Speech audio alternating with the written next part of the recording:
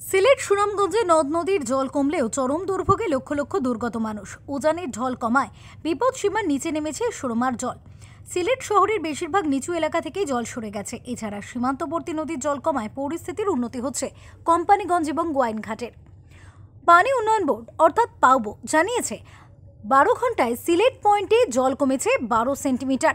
এছাড়া গত 12 ঘন্টায় সারি, গোয়াইন, ডাউকির মতো সীমান্ত নদীগুলির জল কমেছে 10 থেকে 15 সেন্টিমিটার। কমেছে কুশিয়ারা নদীর জলও। তবে এখনও জেলার 9 লাখেরও বেশি মানুষ জলবন্দী।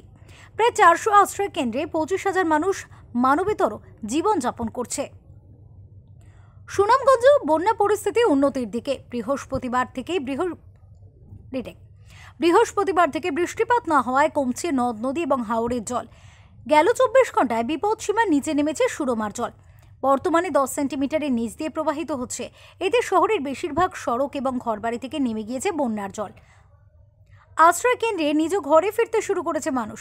তবে যারা আশ্রয় কেন্দ্র ছাড়তে পারেননি তারা খাদ্য সংকটে রয়েছেন। সরকারের ত্রাণ সহযোগিতা না পেয়ে শুধু চিড়ে মুড়ি খেয়েই তারা দিন পার করছেন। ঢাকা থেকে আলসাদি রিপোর্ট, ওঙ্কার বাংলা।